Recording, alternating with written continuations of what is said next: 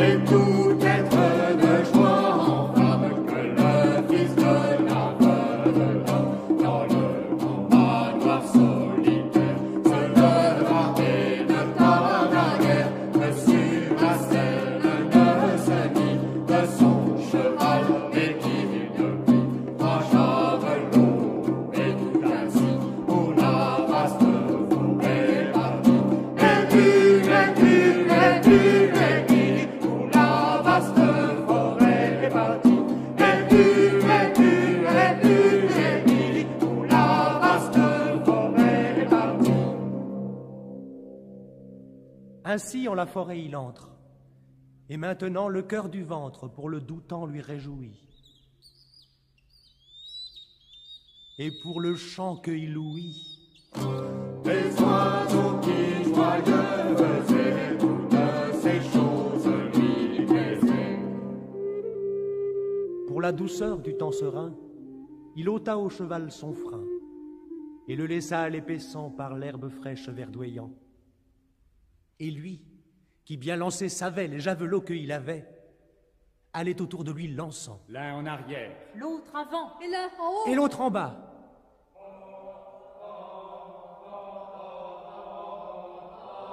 Mais il entend parmi le bois venir 5 chevaliers armés, de toutes armes adoubées.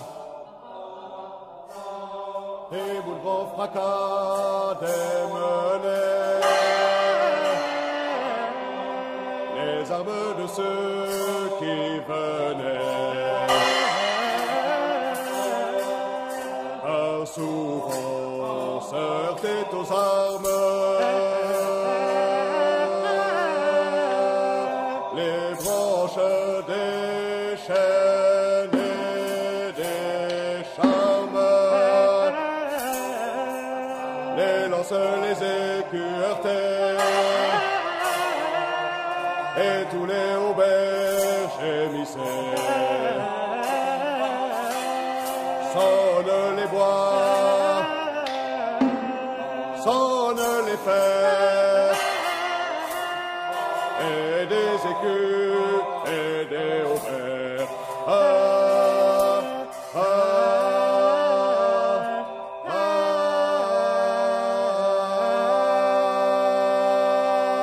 ah. Il entend, mais il ne voit pas ceux qui vers lui hâtent le pas.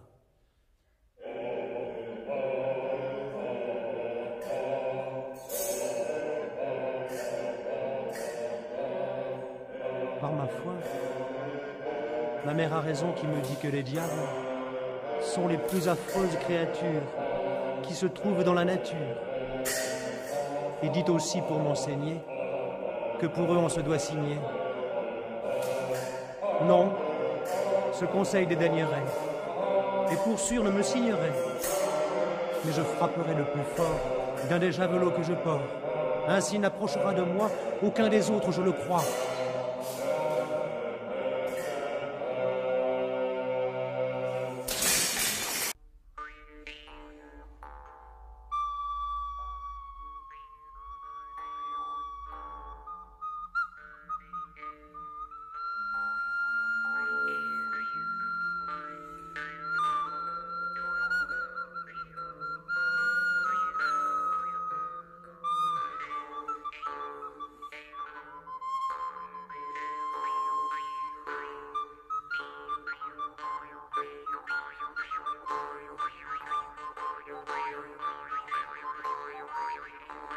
Mère.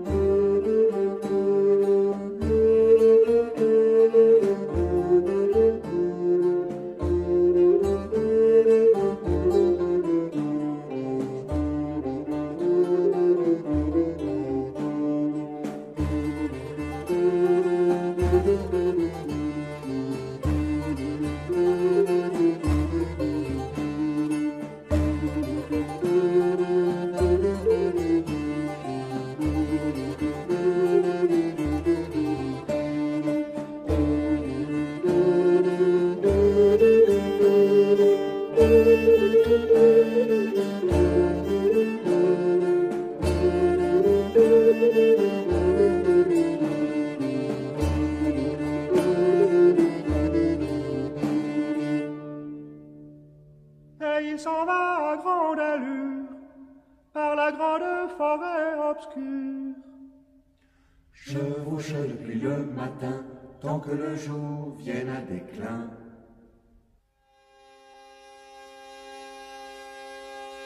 Il vit un charbonnier venant,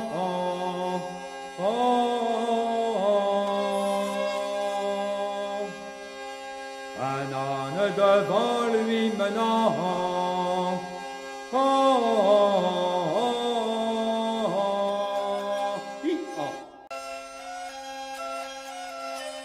Le valet ne prit à denier les nouvelles du charbonnier. sauf que dans le chemin entra du côté où on lui montra.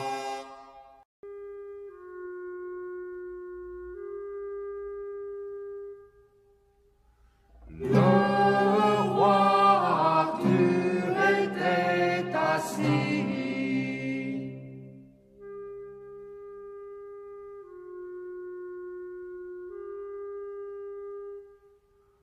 Au chef de la table pensif.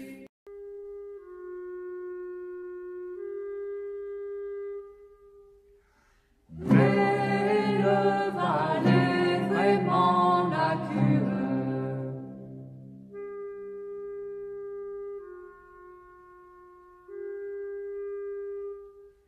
de ce que le roi dit et compte. Faites-moi chevalier, fait-il, sire roi.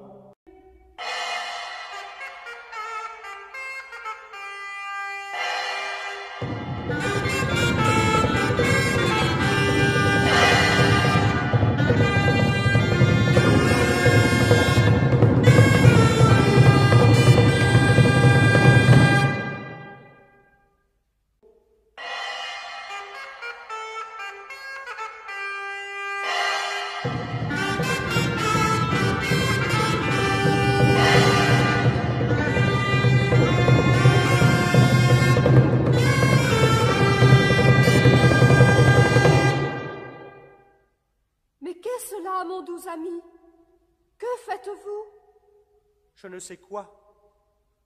Ces armes m'a donné le roi, mais le mort aurais-je plutôt fait griller en menus morceaux que pu ses armes arracher. Si bien elles sont attachées et tiennent si étroit au corps, que le dedans et le dehors ne forment qu'un, comme il me semble, et veulent demeurer ensemble.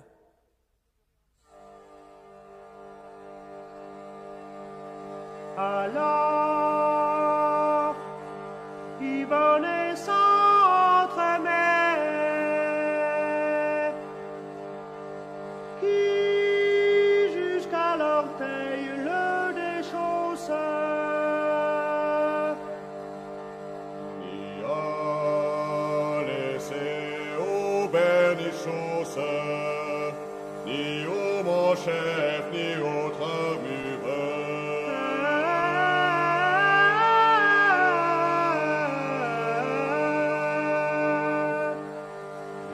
Yvonne et les armes lui lassent. Et sur les brodes qu'elle lui chausse, Les éperons dessus la chausse.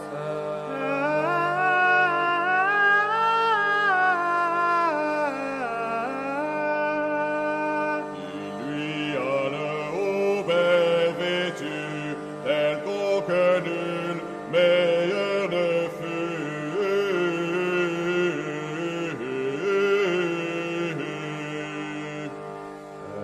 Sur la coiffe lui assied le haume qui vient lui sied. Et de l'épée, il lui enseigne que lâche et pendante la saigne. Lui met le pied en l'étrier, Fait monter le destrier, jamais étrier vu n'avait, ni d'éperon rien ne savait.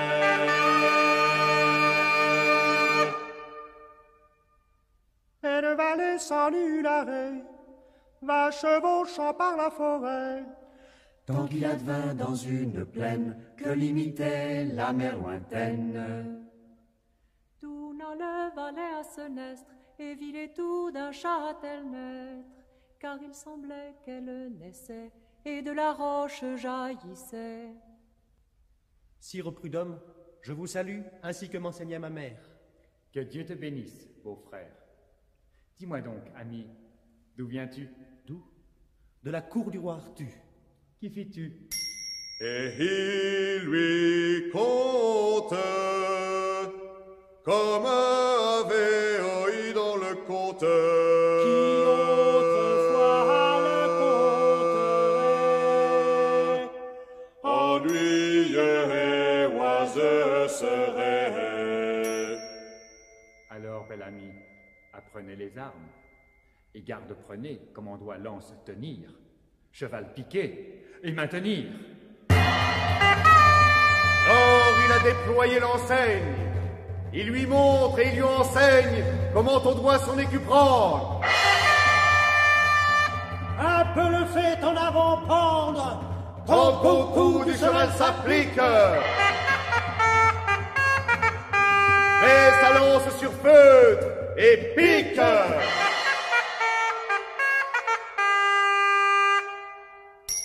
Dans le fil un peu d'en monter, et il commence à porter, si à droit la lançait l'écu, comme s'il eût toujours vécu, en les tournoiements et les guerres, et allait par toutes les terres, guerre en bataille et aventure, car seul lui venait de nature, et qu'en nature lui apprend, et que le cœur aussi s'entend, plus rien alors ne coûte peine, plus rien alors ne coûte peine.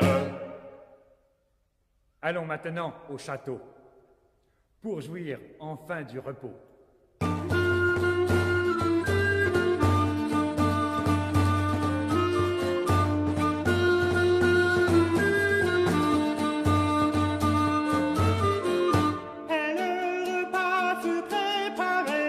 Bon et bon et bien cuisiné, mais je ne fais pas le compte. ils mangèrent, nous dit le conte, à leur envie sans autre femme. Ils mangèrent, nous dit le conte, à leur envie sans autre femme.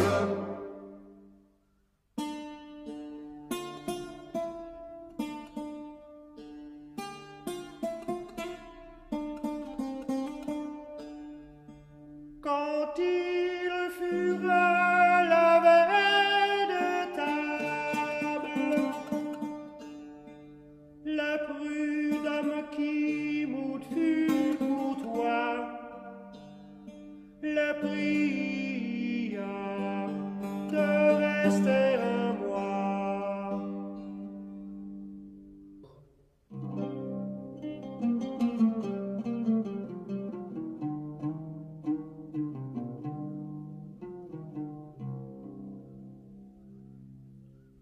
Il le ceignit et le baisa, et lui dit que donner lui a le plus bel ordre avec l'épée, que Dieu ait fait et commandé. C'est l'ordre de chevalerie qui doit être sans vil ennemi. Ô frères, donc qu'il vous souvienne, dans tous les cas qu'il vous advienne vous battre avec un chevalier, de ceci je veux vous prier. Si sur lui avait le dessus, si contre vous il ne peut plus se défendre ni maintenir, et lui faut à merci venir, que sa grâce lui accordiez. Au lieu qu'à l'oxyre songier,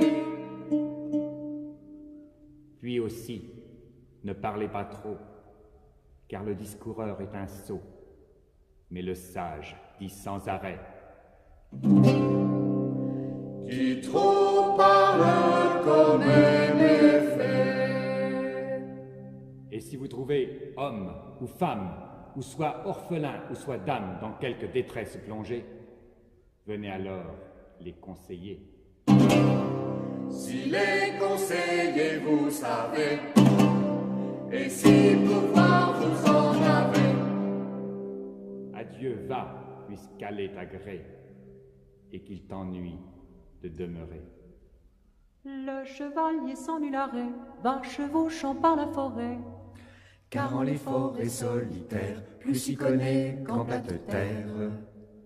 Et chevaucha tant et si bien qu'apparut une ville au loin.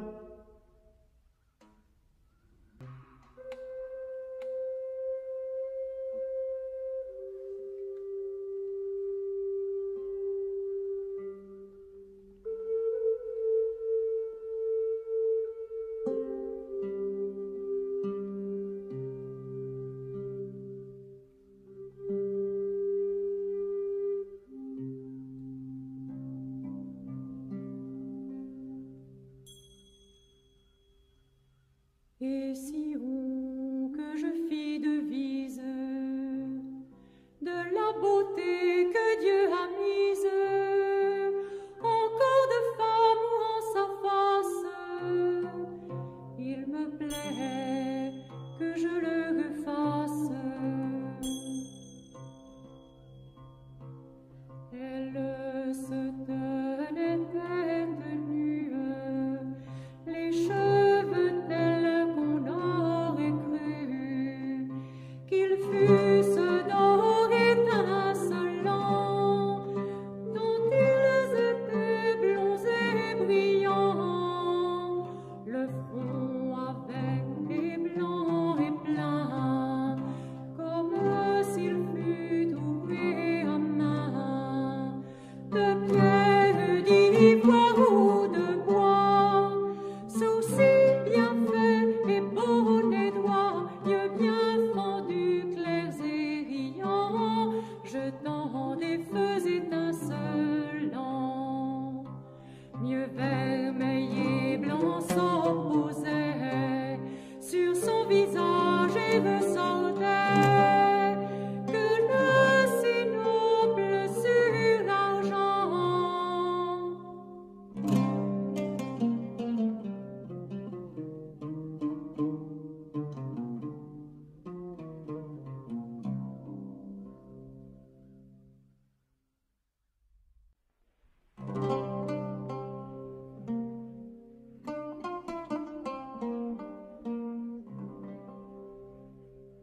Et la demoiselle le prend par la main débonnairement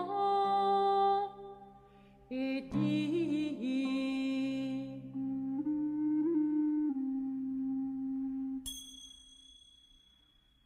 Beau sire,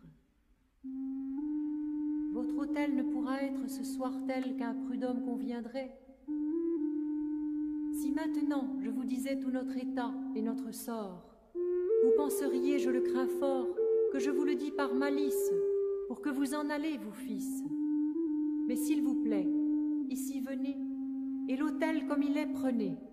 Que le prud'homme lui donnait. Qui trop parle comme aime est fait. Ce chevalier est-il muet? Dommage, car jamais si beau chevalier ne fut né de femme. Il est si beau, elle est si belle, qu'aucun chevalier ni pucelle aussi bien à l'air qu'ensemble, et de l'un et de l'autre semble que Dieu l'un pour l'autre les fit, afin qu'ensemble un jour les mit.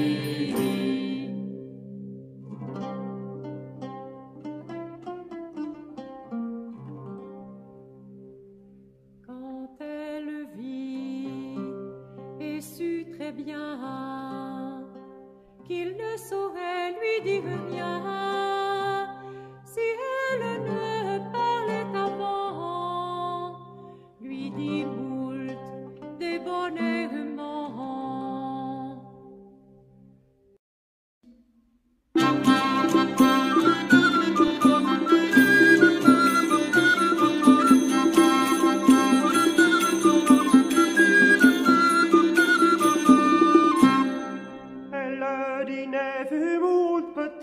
mais pris de moult grand appétit.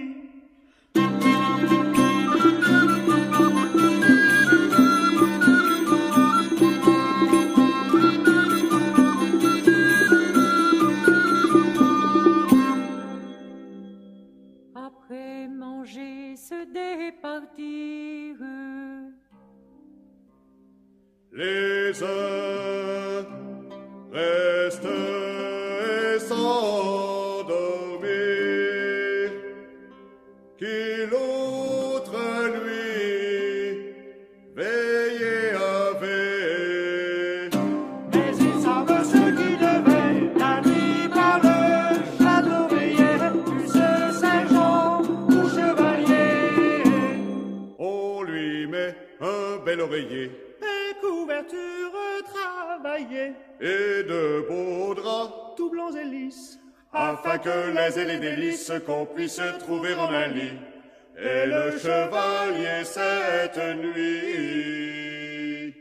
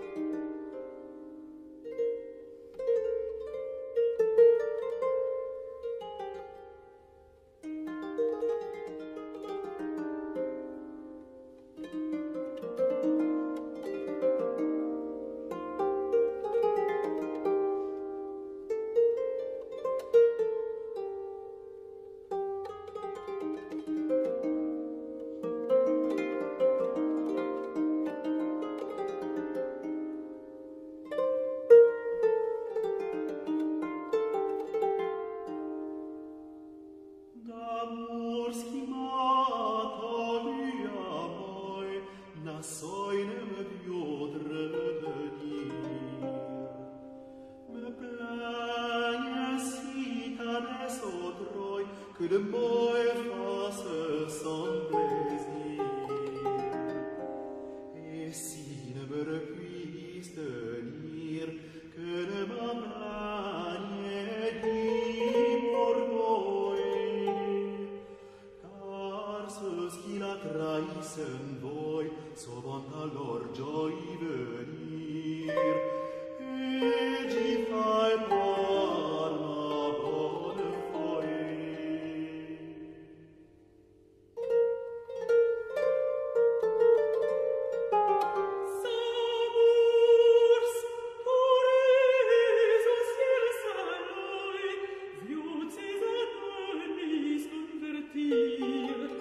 De sens liviet, si comme je crois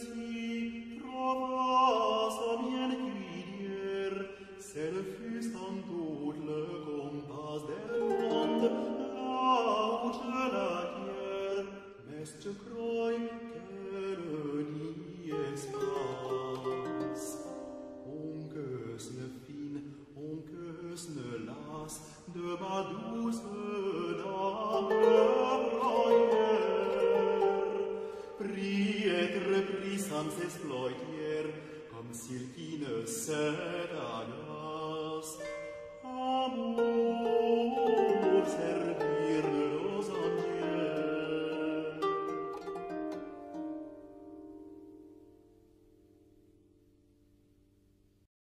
Ah, bel ami, d'où venez-vous? Mademoiselle, fait-il, je suis chez une prud'homme, Châtel où joue hôtel et bonne et belle, de Châtel, monsieur.